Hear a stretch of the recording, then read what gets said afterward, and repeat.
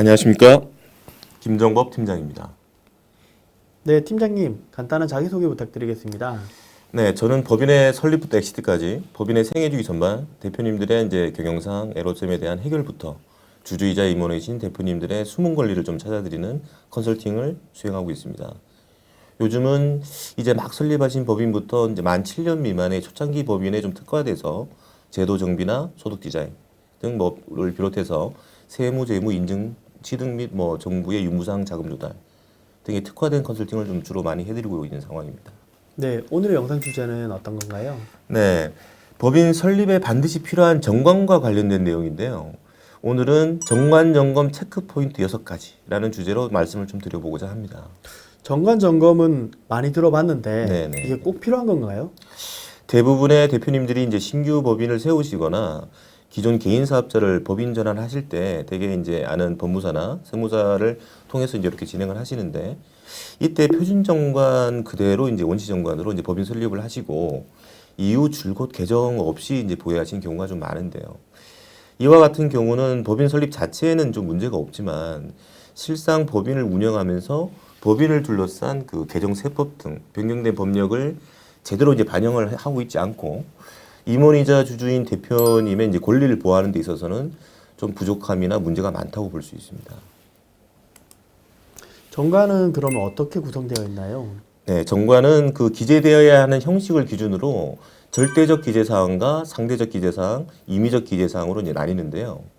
먼저 절대적 기재사항이란 정관의 그 내용이 반드시 이제 기재되어야만 하고 누락이 되면 정관이 무효가 되는 가장 기초적인 뭐 중요 기재사항이며 이제 등기사항이기 때문에 변경 시에는 이제 등기 및 뭐 공증이 좀 필요한데요.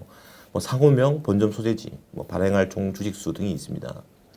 상대적 기재사항은 이제 정관에 누락이 되더라도 정관으로서의 효력에는 문제가 없지만 해당 내용이 구속력을 가지기 위해서는 기재되어야만 그 효력이 발생되는 사항으로 변태 설립 사항부터 뭐 주주총회에 관한 사항, 뭐 회계, 사채 발행에 관한 사항이나 뭐 법인의 해산 및 청산에 관한 사항이 있고 중요한 임원의 보수와 관련된 규정 또한 상대적 기재 사항입니다. 마지막으로 이제 임의적 기재 사항은 정관에 기재되어야만 효력이 발생되는 건 아니지만 해당 내용을 쓰면 쓰는 대로 좀 그대로 효력이 발생하는 이제 기재 사항으로 이사 감사의 수나 뭐 지점의 설치 폐지 등과 관련된 내용들입니다. 금일 주로 말씀드릴 체크 포인트는 이 중에서 주로 이제 상대적 기재 사항과 관련된 내용으로 보시면 되겠습니다.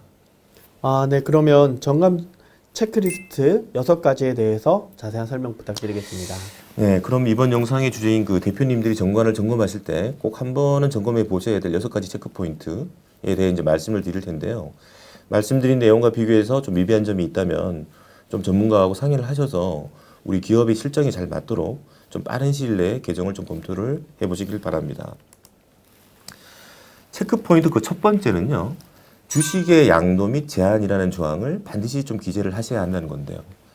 조항의 내용은 주식의 이전은 취득자의 성명, 주소를 주주 명부에 기재하지 아니하면 회사에 대하여 대항하지 못한다는 조항인데 많은 대표님들이 이제 법인을 운영하시면서 이제 문제가 되는 케이스로 종업원들에게 이제 애사심을 불러일으키기 위해서 혹은 외부에서 이제 핵심 인재를 이렇게 영입하기 위해서 대표님의 지분을 좀 무분별하게 이렇게 넘기시는 경우가 있고 그리고 법인 설립 당시에 좀 차명 주식이 원래부터 있으신 대표님이 경우가 있는데요. 처음에는 이제 임직원이나 차명 주주와의 이제 밀접한 관계로 인해서 당장은 이제 큰 문제가 안 되다가 당사자가 이제 불의의 뭐 사고로 뭐 사망을 하거나 좀 나쁜 마음을 먹는 순간 이제 문제가 수면 위로 올라오게 되는 겁니다. 만약 해당 주주나 수중자가 이제 보유 주식을 자녀 혹은 타인에게 이렇게 상속 혹은 양도하게 되고 그들이 실제 주주로서의 권리를 행사, 뭐 예를 들어 주요 뭐 경영 의사결정 과정에 뭐 관여를 한다든지 무리한 뭐 배당을 요구한다든지 등의 이제 경영권을 침해하는 일이 이제 발생할 수 있기 때문에 법인의 양도나 이제 취득한 사실에 대해서 신고하지 않으면 해당 지분은 주주로서의 권리를 인정하지 못한다는 조항으로 미연의 사태를 미리 방지해 놓을 필요가 있는 겁니다.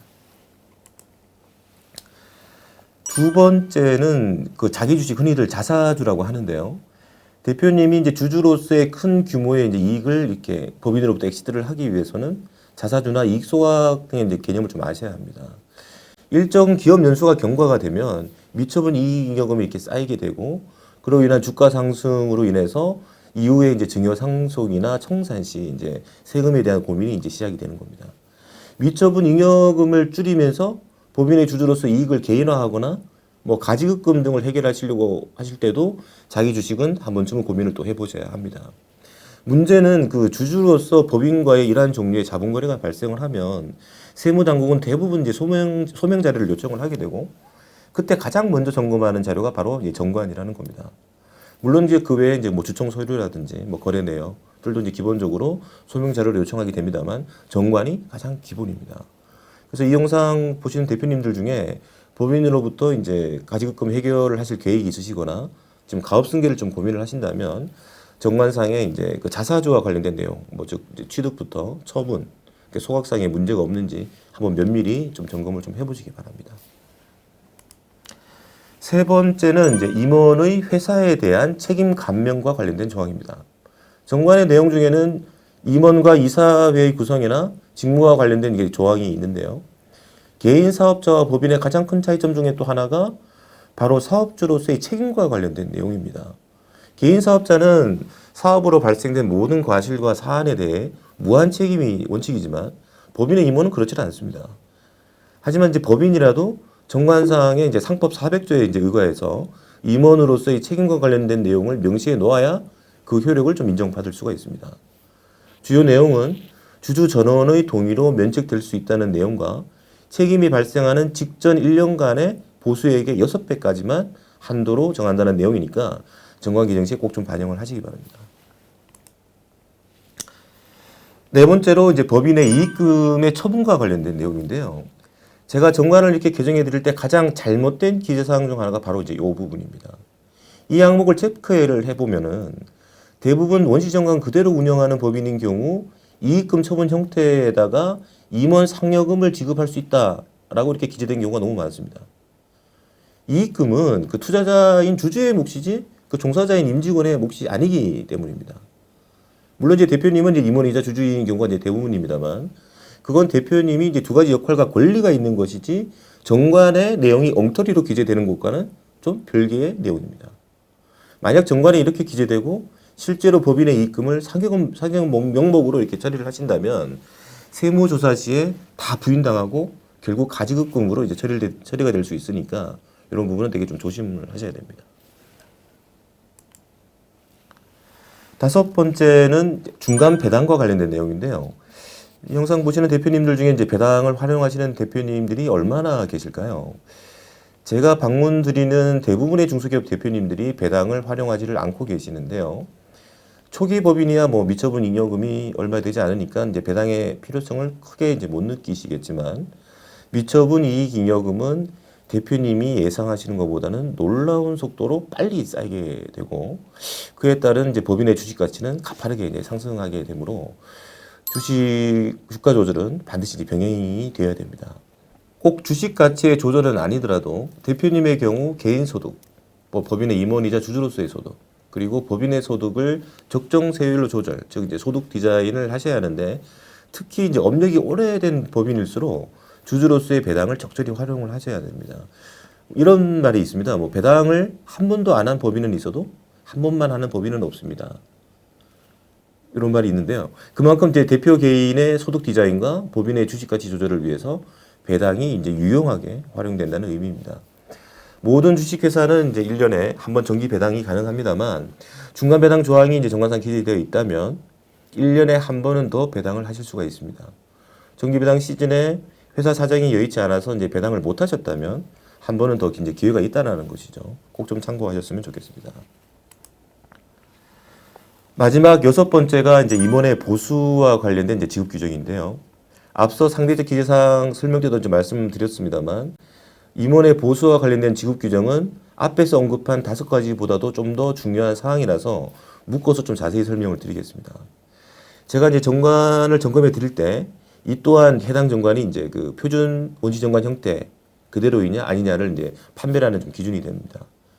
해당 정관의 이제 별점으로 임원의 보수와 관련된 지급 규정을 별도로 두고 있으면 한 번 이상은 이제 손을 보시는 개정 정관이고 그렇지 않으면 원시 정관 그대로 이제 보유하고 계신 형태라고 판단이 되는 겁니다. 민법 686조의 수임인의 보수 청구권의 내용을 보면 수임인, 즉 이제 임원인 대표님이시죠.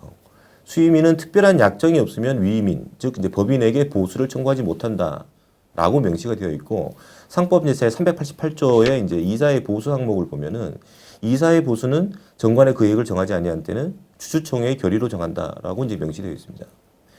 임원의 보수로는 이제 일반 근로자처럼 급여와 상여가 있을 거고 뭐 대표님 은퇴하실 때 가져가시는 뭐 퇴직금 그리고 이제 근로자의 산재에 해당하는 유족 보상금이 있습니다.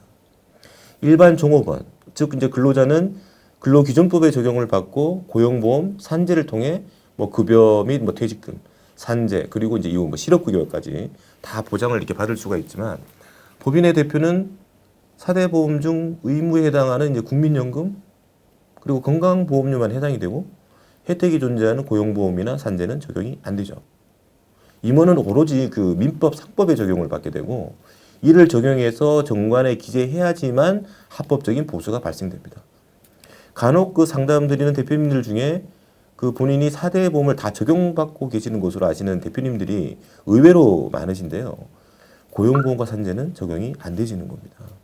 그런데 이제 임원의 보수는 법인과의 특별한 약정, 즉 정관의 그 보수의 한도가 이제 명시되어 있고 지급과 관련된 규정이 별도로 마련되어 있어야 한다는 것이고 주총이나 이사회의 결의를 통해 매년 사안을 이제 결정을 해야 하는데 매년 주총 의사록이나 이사회의 결의는 못하더라도 최소한 정관의 한도 및 별도의 지급 규정은 반드시 마련해 두셔야 합니다.